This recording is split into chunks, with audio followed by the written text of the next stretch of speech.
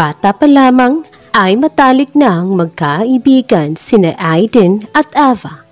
Sa mahabang taon ng kanilang pagsasama ay naging sandalan na nila ang isa't isa.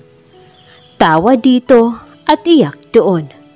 Kahit ano paman ang sitwasyon ng dalawa, mapamasaya man o malungkot ay nasa likod sila ng isa't isa. Kaya naman hindi na rin maiwasan na mapagkamalan silang magkasintahan dahil bukod sa close sila, sweet din ang dalawa. Hindi naman daw nila iyon sinasadya dahil natural na silang ganoon kahit noon pa man. Wala nang mali siya para sa kanila yon dahil matagal na silang magkaibigan. Naging maayos naman ang lahat. Kwentuhan, asaran at tawanan pa rin kahit saan at maski sa daan ay ang iingay ng dalawa. Magkaklase kasi sila sa high school kaya sabay na din silang pumapasok at umuuwi. Hindi naman sila mayaman at sasakto lang ang allowance nila para pambili ng ulam at snacks. Kaya naman tuwing uwian, imbis na gumasta na naman sila para sa pamasahe, naglalakad na lamang ang dalawa para mas makatipid. Hindi naman din naboboard si Ava kapag kasama ang kaibigan dahil madaldal ito't masayahin.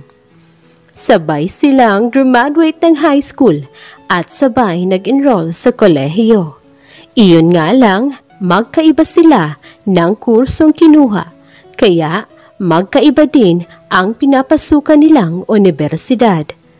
Kahit nalulungkot ay winalang bahala na lamang nila iyon. Para sa kanila'y siguro iyon na ang tamang oras para masanay na silang hindi nila kasama ang isa't isa. Naging maayos ang kanilang panimula sa kolehiyo. Kapag sino naman ang unang matatapos ang klase tuwing tanghali o tuwing hapon, ay siya na ang maghihintay para sabay pa rin silang umuwi sa kani-kanilang tahanan. Hapon noon at dahil nga tapos na si Ava sa kaniyang panghuling klase, ay hinintay niya na muna si Aiden sa tambayan nila. Ilang sandali pa'y lumabas naman ito at tinapik pa ang kanyang braso. Aray ko naman, Aiden! Ano ba? Maktol ng dalaga. Sorry, ang lalim kasi ng iniisip mo eh. Okay ka lang ba dyan? Ha? Oo naman. Okay lang ako. Nauutal nitong sagot. At sa akin ka pa talaga magsisinungaling ha? Halata namang hindi ka okay. Kilala kita, kaya hindi ka na makakalusot pa sa kapangyarihan ko. Wala lang sabi to. Tara na nga at baka maabutan pa tayo ng ulan. Ayan ang dilim-dilim na ng langit at mukhang nagbabadya pang umulan. Wala ka bang dalang payong? Paano naman ako magdadala wala nga akong pambili. Tignan mo nga tong balat ko. Hindi na pantay ang kulay dahil sa sobrang init ng panahon. Okay lang yan Maganda ka pa rin naman. Asus, matagal ko nang alam yan Kaya nga gusto mo ako, di ba? Nakangiti pa nitong sabi. Hindi naman agad nakapagsalita si Aiden sa sinabing iyon ng kaibigan. Bigla namang tumawa si Ava na para bang pinagtitripan lamang siya. Ano ka ba? Ang seryoso ng mukha mo dyan ha? Siyempre, biro lang Bakit? Gusto mo ba talaga ako? Tukso pa nito. Pilit namang natawa si Aiden saka ginulo lang ang buhok ng dalaga. Sino ba naman kasing lalaki ang hindi magkakagusto sa'yo? Maganda ka, magilo, mabait at higit sa lahat matalino. Pero sa kaso ko, hindi Matagal na kaya kitang nakasama. Kilalang kilala na kita. Kaya napaka-imposibleng magkagusto ako sa'yo. Tawa pa nito. Sabi ko nga, napaka-defensive mo naman. Assuming ka Inirapan naman agad ng mata ni Ava ang kaibigan, saka nauna nang maglakad. Natatawa namang hinabol ni Aiden ang dalaga at sabay na nga silang umuwi. Kinabukasan ay ganoon pa rin ang gawain ng dalawa. At dahil nga 3:30 p.m. tapos na ang klase ni Ava at 4 p.m. naman kay Aiden, kaya siya na talaga ang naghihintay ng 30 minutos sa kaibigan. Hindi naman din iyon big deal para sa kanya dahil medyo nasanay na siya. Ano ba naman yan, Aiden? Palagi na lang ako naghihintay sa iyo eh. Nakakahiya tuloy. Maktol niya. Huwag ka na lang kasing maghintay dito. Sana tumambay ka na muna sa library niyo at lumabas ka na lang kapag malapit na mag 4 p.m. para hindi ka maghintay ng ganito katagal. Teka, eto. Sabay abot sa isang bote ng tubig. Ano to? Tubig? Hindi ba obvious? Inumin mo yan para maibsan ang pagod mo sa kakahintay sa akin. Nax, parang binili mo to kanina ah. Hindi, may free kasi sa kantin. Tigi-isa sa amin. Bakit hindi mo ininom? Uminom naman ako. Tubig nga lang sa gripo. Pero okay na din yun. Inilaan ko talaga yan para sa'yo. Sa gripo? Ay din naman. Alam mo namang ipinagbabawal yan sa school. Dahil may halong chemical ang tubig natin dito. Okay ka lang ba? May nararamdaman ka bang kakaiba? Don't worry. I'm okay. Basta last na to ha. Kapag nalaman ko pang uminom ka mula sa gripo, hindi na talaga kita papansinin. Kuha mo yon? Oo na po, master. Kuhang-kuha. Nga pala, may surprise ako sa'yo. Surprise? Yup. Here. Nang tingnan naman ni Ava ang laman ng paper bag na inabot sa kanya ni Aiden, ay doon na siya bahagyang napangiti. Payong? At kailan mo naman to nabili, Aber? Nakangiting tanong ng dalaga. Kahapon lang. Inutusan kasi ako ni nanay na mamalengke. Kaya binasag ko na muna ang alkansya ko para mabili yan. Kulang pa nga ako ng 10 piso eh. Buti at nakatawad ako sa tendera. Doon na niyakap ni Ava ang kaibigan. Kahit simpleng bagay lang iyon para sa iba, malaking bagay na iyon para sa kanya. Lalo pat alam niyang galing iyon sa pagod at pag-iipon ng binata. Sana binili mo na lang to ng bago mong sapatos, Aiden. Okay pa naman to sapatos ko eh. Tsaka mas importante yan para hindi ka na mangitim ng lubos at baka mamaya niyan mahirapan akong hanapin ka. Pinagtitripan mo na naman ako ha. Pero salamat, iingatan ko to. Isang matamis na ngiti naman ang pinakawalan ng binata saka ginulong muli ang buhok ni Ava. Kung nakailang pasasalamat ang dalaga ng mga oras na iyon ay hindi na niya mabilang. Thankful lang talaga siya dahil hindi pumalya si Aiden na pasayahin at pangitiin siya. Lumipas ang ilang mga araw, buwan at taon ay mas naging matibay pa ang pagsasama at pagkakaibigan ng dalawa. Alam din mismo ni Aiden sa loob-loob niya na hindi lang hanggang sa pagkakaibigan ang nararamdaman niya para sa kababata, kundi higit pa doon.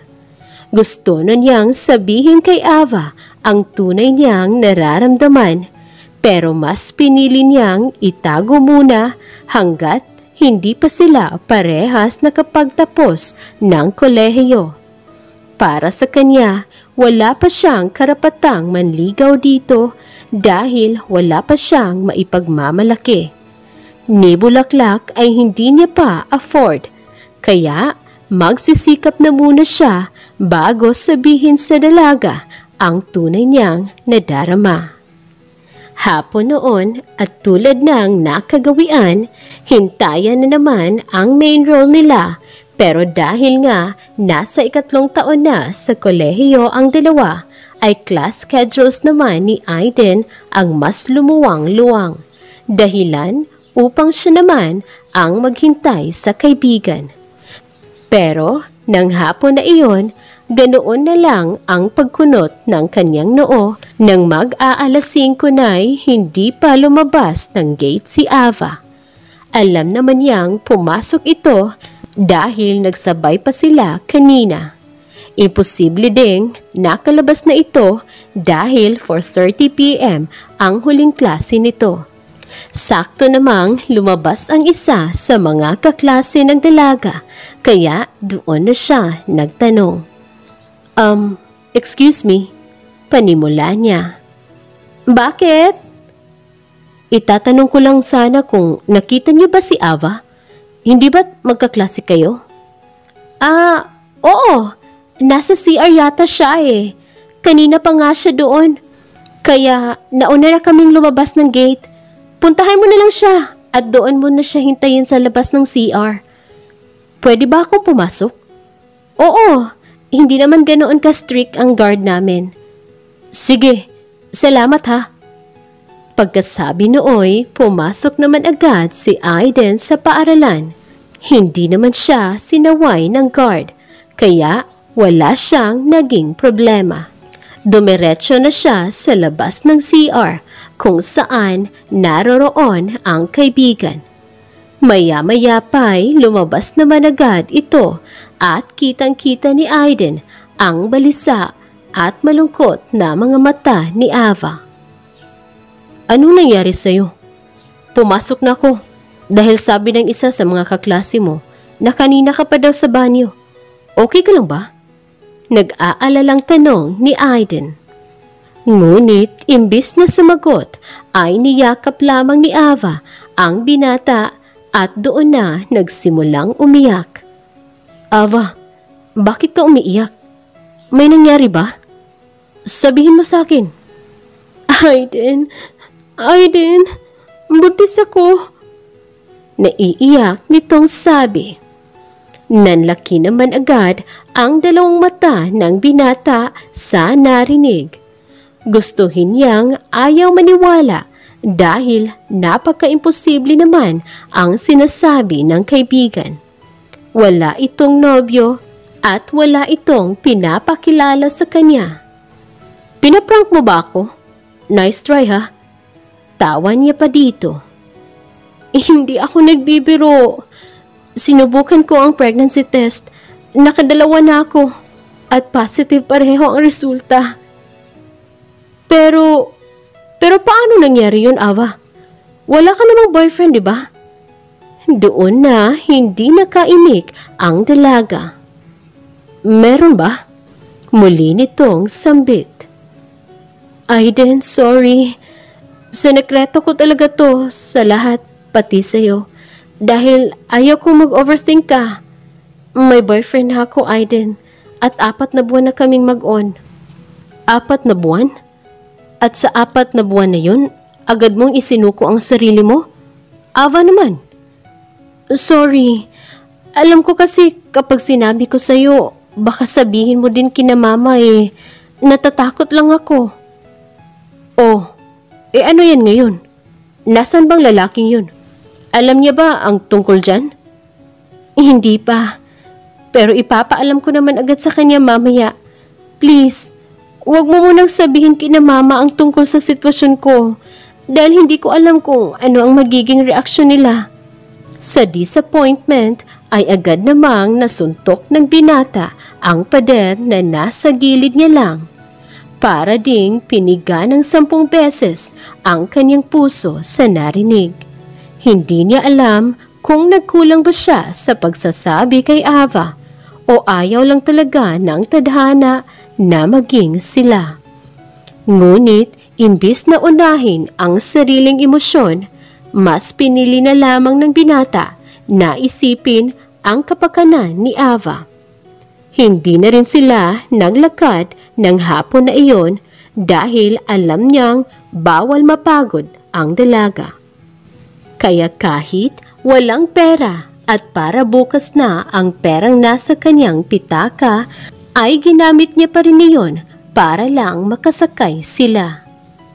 Sinabi na nga din ni Ava sa nobyo niyang si Jared ang tungkol sa pagbubuntis niya at sa kasamaang palad, umayaw ito't ayaw panagutan ang dinadala niya. Labis ang galit ni Aiden nang malaman iyon. Kaya naman sa walang ano-ano'y agad niyang sinugod ang bahay ng binata.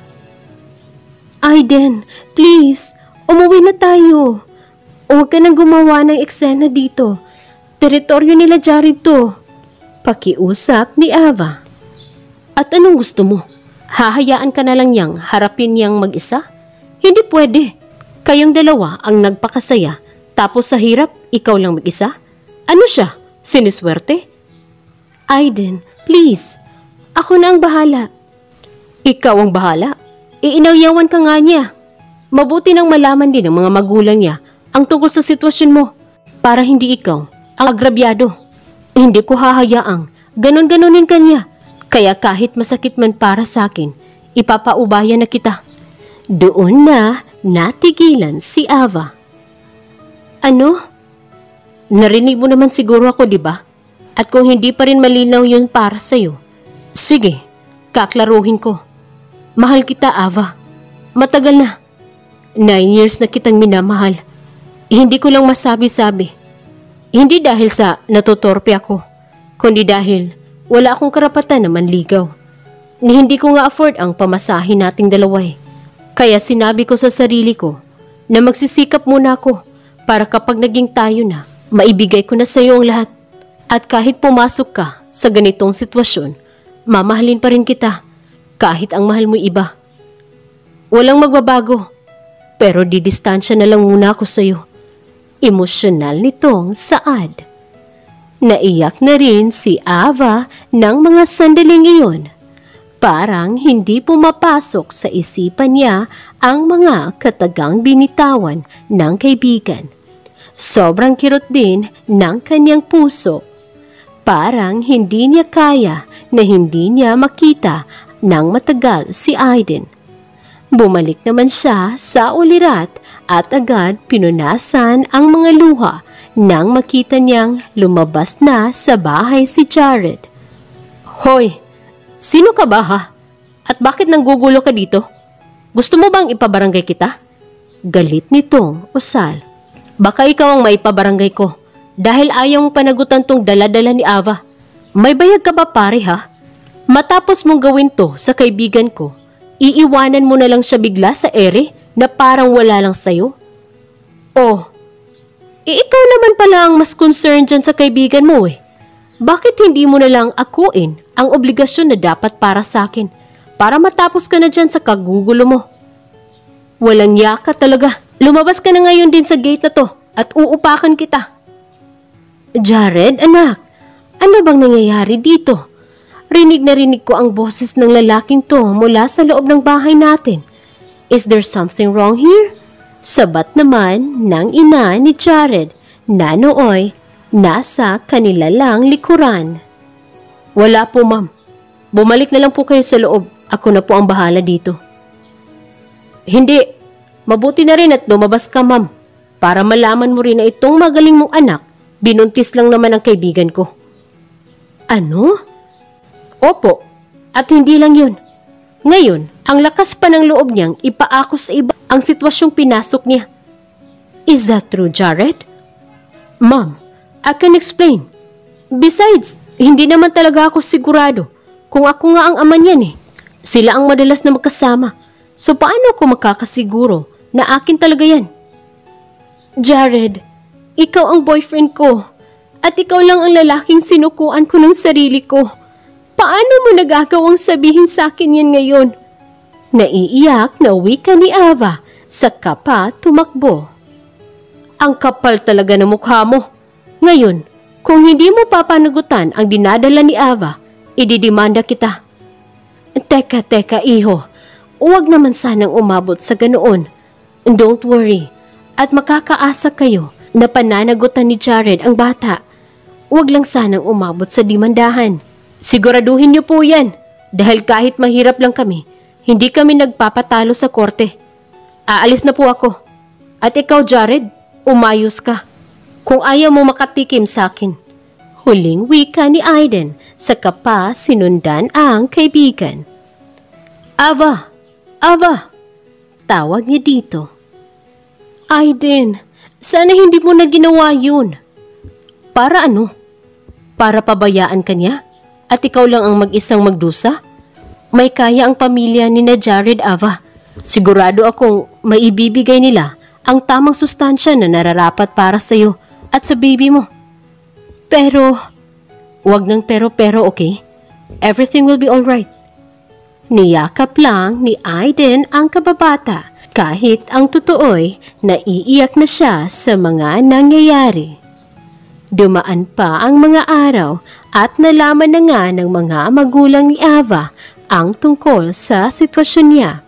Sakto namang namanhikan sila Jared kasama ang mga magulang nito at agad na pinagplanuhan ang kanilang magiging kasal. Noong unay, nag-alinlangan pa ang mga magulang ni Ava dahil hindi pa nga sila parehas nakagraduate ng kolehiyo. Pero dahil na rin sa kagustuhan nilang luminis ang dangal ng kanilang anak na si Ava, kaya pumayag na din sila kalaunan. Samantalang si Aiden naman ay mas piniling ipagpatuloy pa rin ang kanyang buhay. Hindi na rin sila nagkakasabay ni Ava sa eskwela dahil nasa poder na nila Jared ang dalaga at kadahilanang mas malapit ang bahay nila sa universidad na tinutuluyan nito. May sarili ding sasakyan sina Jared kaya mas lalong hindi na nila nakikita ang isa't isa. Namimiss man ni Aiden ang kababata pero wala naman siyang ibang magagawa kundi tanggapin ang lahat at magpatuloy pa rin para sa kanyang pangarap. Hapon noon at pagkatapos ni Aiden na pumunta sa library ay agad na siyang lumabas ng paaralan. Ngunit ganoon na lang ang pitlag niya nang makita si Ava na nakangiti habang nakasandal sa kotse nila Jared. Oh, nandito ka pa. Mag-aalas 6 na oh. Kailangan mo nang magpahinga. Panimula ng binata. Hinintay talaga kita. Ang tagal mo namang lumabas. Saan ka ba galing? Pumunta na muna ako sa library para mag-review. Bakit? Tara na, samahan mo ko. Saan? Ngayon ko kasi isusukat ang gown ko eh. Si Jared? Hindi ba siya dapat ang kasama mo? Hindi daw siya makakasama eh. Masama daw ang pakiramdam niya. Don't worry. At alam naman niyang ikaw ang kasama ko. Tara. Pasensya na Ava ha. Pero gumagabi na rin kasi. Kailangan ko pang maglakad pa uwi. Ano ka ba? Ipapahatid naman kita kay Manong mamaya. Tara na muna. Ikaw naman no. Namiss pa naman kita ng sobra. Tapos ngayon, tinatanggihan mo pa ako. At wala na ngang nagawa pa si Aiden kundi ang tumango. Ayaw niya namang sumama ang loob ni Ava sa kanya, kaya pumayag na rin siya. Pagdating ay masayang sinukat ni Ava ang kanyang gown. Napakaganda ng dalaga ng mga oras na yun at bagay na bagay lang sa kanya ang mahaba nitong gown. Nanunubig na rin ang dalawang mata ni Aiden dahil ang pinapangarap niyang babae ay ikakasal na sa iba. Sa isip niya, siya dapat yun. Siya dapat ang groom ni Ava. Pero dahil hindi naman siya mayaman at hindi niya kayang mabigyan pa ng maayos na buhay ang dalaga, kailangan niyang magparaya kahit ang kapalit man nito'y kadurugan ng kanyang puso. Bumalik naman siya sa ulirat nang tapikin ni Ava ang kanyang balikat. Oh, isukat mo din to. Sabay bigay sa groom suit. Pero, Sige na, wala kasi si Jared dito. At gusto ko lang makita kung ano bang itsura ko kasama ang groom. Kaya ikaw na muna ang magsukat. O sige, teka. Sinukat naman ni Aiden ang suit habang si Ava ay pangiti-ngiti lang na pinagmamasdan ang sariling refleksyon sa salamin. Ilang sandali pa'y lumabas naman agad si Aiden at doon na agad na napatahimik si Ava. Napakagwapo ng kababata at bagay na bagay lang dito ang suot-suot nitong suit. Hindi niya alam kung bakit kasabay na mga pilit niyang ngiti ay ang manunubig niyang mga mata. Sa isip niya'y sana si Aiden na lang. Pero hindi pwede. Okay na ba to? Medyo masikip lang sa may bandang likuran. At hindi niya nga natuloy ng binata ang sasabihin nang bigla siyang yakapin ni Ava. Gulat man, pero tinugon niya rin ito. Mukhang iyon na din kasi ang magiging huling yakap nila sa isa't isa bago pa matali si Ava sa apelyido ni Jared. Mamimiss kita, Aiden. Hindi ko nga nakakaya ang mga ilang linggo na hindi na tayo nagkikita eh. Akala ko magiging okay lang, pero hindi pala. I'm sorry, Ava. Sorry? Para saan? Dahil wala pa akong karapatan para sa'yo. Kung may maipagmamayabang lang sana ako, matagal ko nang nasabi sa'yo na gusto kita, na mahal kita, at ayaw kong mawala ka. Pero I guess, hindi ako ang para sa'yo, at hindi ikaw ang para sa akin. Gusto ko mang pilitin pero talagang ayaw. Kaya ngayon pa lang, sasabihin ko na sa'yo na hindi kahit kailanman mawawala ang pangalan mo sa puso ko. Mahal kita at patuloy kitang mamahalin kahit pag-aari ka na ng iba. At doon na nga, hinalikan ni Ava ang binata. Tinugon na rin iyon ni Aiden at ramdam na ramdam niya ang pangungulila nila sa isa't isa ng mga sandaling iyon. Nagtagal pa ng ilang minuto ang halikang iyon at natigil lang nang humikbi na si Ava. Hikbi lang ang pinakawalan nito at walang kahit anumang salita ang binibitawan. Napuno ng emosyon ang gabing iyon. Hindi man nila alam kung ano pa ang posibleng mangyari sa mga susunod na araw, pero isa lang ang sigurado sila. Mahal nila ang isa't isa, pero hindi sila ang nakatadhana. Lumipas pa ang ilang mga buwan at lumayo na nga ng tuluyan si Aiden kay Ava. Hindi na rin kasi ito pumapasok ng paaralan dahil maselan ang pagbubuntis nito. Tanging si Jared na lamang ang kanyang nakikita sa paaralan. Gustuhin niya mang kumustahin ang dalaga pero hindi pwede at baka mas masaktan lamang siya. Sapat na iyong alam niyang maayos ang lagay ni Ava. Kahit nga noong kasal na ng kaibigan ay hindi siya dumalo. Sakto namang may nag-offer sa kanya ng part-time job kaya sa syudad na rin siya tumutuloy. Umuwi lamang siya kapag day off niya pero madalang na lang din iyong mangyari dahil nilalaan niya ang buong atensyon sa pagtatrabaho at pag-aaral. Hanggang sa graduate na nga siya sa kolehiyo ay hindi niya pa rin nakikita si Ava. May job opportunity naman ding sumalubong sa kanya kaya sinunggaban na niya iyon. Kahit sa ibang lugar pa iyon at medyo malayo sa nakasanayan niyang lugar ay willing siyang mag-take ng risk para simulan ang kanyang pangarap. At hindi naman siya nabigo dahil sa angkin niyang galing at talino. Na-promote siya. Bilib na bilib din ang ginang na may-ari ng kumpanyang kanyang pinagtatrabahuan. Kaya naman, bilang isang sekretarya ay naging ganap na CEO ang binata. Matandang dalaga kasi ang kanyang amo at dahil ayaw niyang iwan sa mga kamag-anak ang kanyang minamahal na kumpanya, kaya kay Aiden niya ito ipinagkatiwala. Masayang-masaya naman din ang binata at naniniwala siyang sadyang mabuti ang Diyos dahil tagumpay lang ang hinihiling niya, pero sobra-sobra pa ang binigay nito. At dahil dooy, nabigyan ni Aiden ng magandang buhay ang kanyang mga magulang.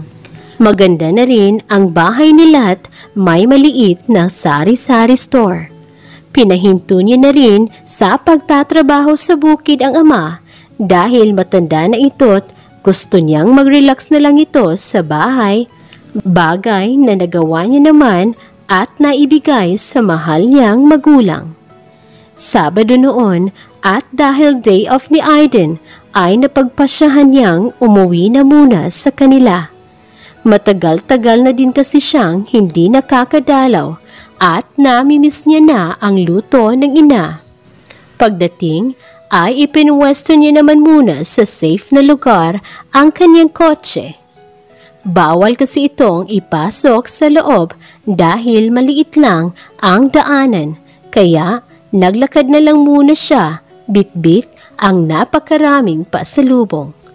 Sobrang init ng araw at mukhang minalas pa siya dahil natanggal ang sintas ng kanyang sapatos.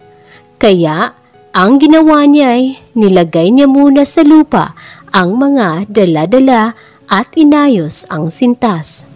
Maya-maya pa'y ganoon na lang ang gulat niya nang makitang bukod sa anino niya, may isa pang anino na nasa kanyang likuran at pinayungan pa siya. Nang lingunin niya iyon, ay ganoon na lang bumilis ang pintig ng kanyang dibdib. Ilang taon na nga ang nakalipas, pero wala pa rin talagang nagbago sa nararamdaman niya para kay Ava. At tulad noon, sobrang ganda pa rin ito. "Uy, kumusta?" Panimula niya habang nakangiti. "Okay naman, still kicking. Ikaw ba? Ang tagal mo nang hindi nakakadalaw dito ah."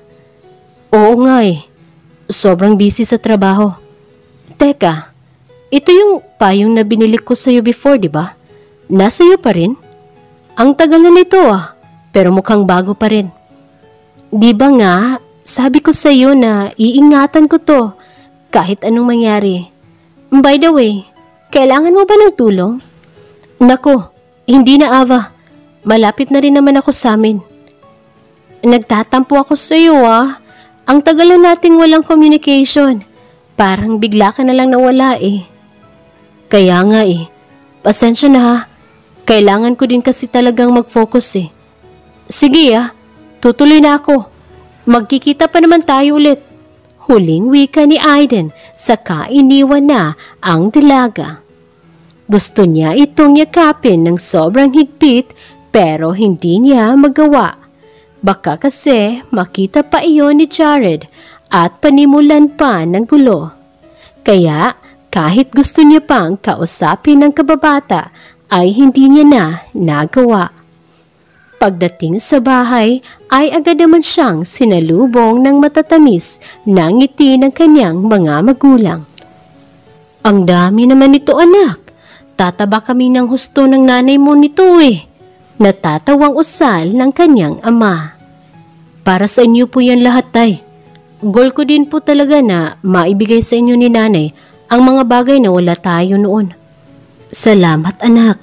Nga pala, nakita ko kayo ni Ava sa medyo di kalayuan. Nagkausap na ba kayo?" Opo.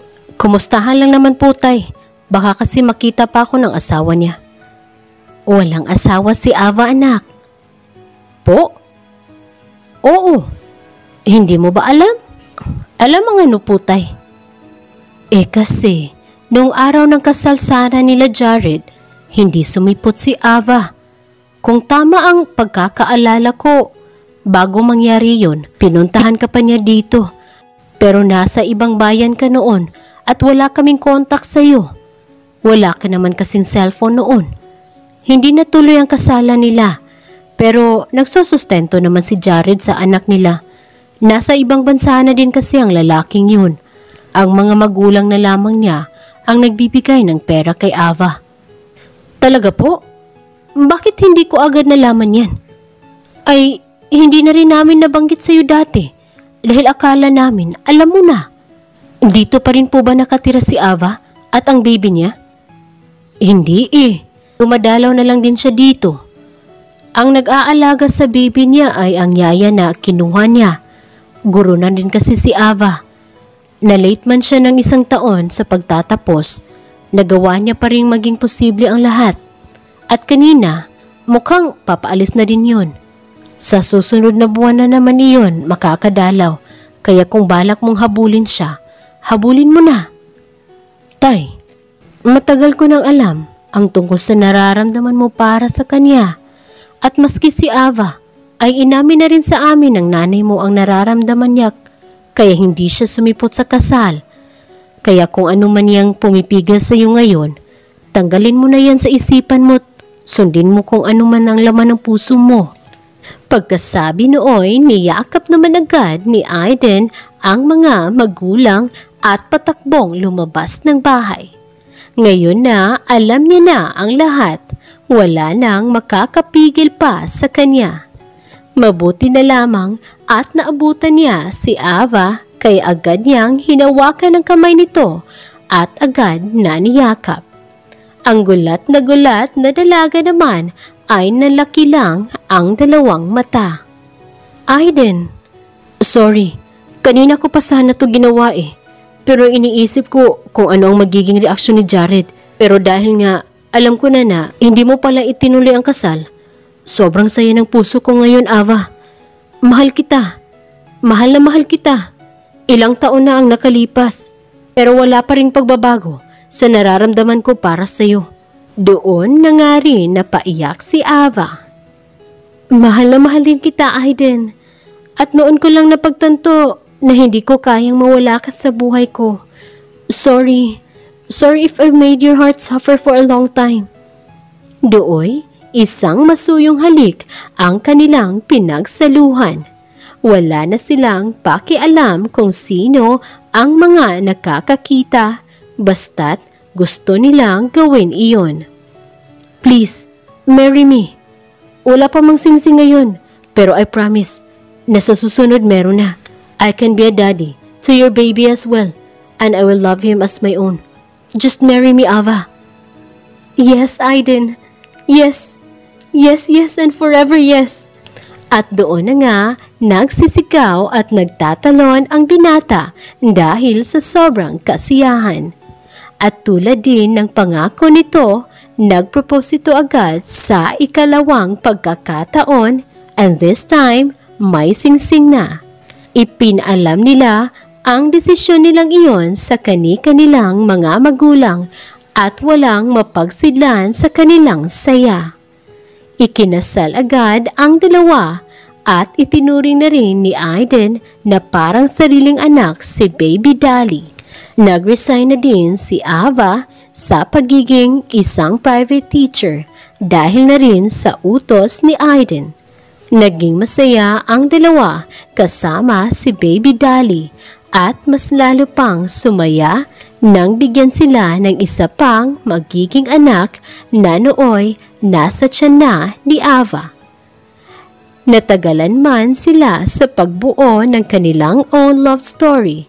Sa huli, sila pa rin ang magkasama at sila pa rin ang happily ever after ng isa't isa. Wakas. Maraming salamat po sa walang sawang pakikinig sa kwentong pag-ibig na ito. Abangan ang mga susunod pa nating mga kwentong nagbibigay kulay sa ating mga buhay. This is Marlene here in Kulay TV saying take care, 'Cause I care. Bye-bye everyone!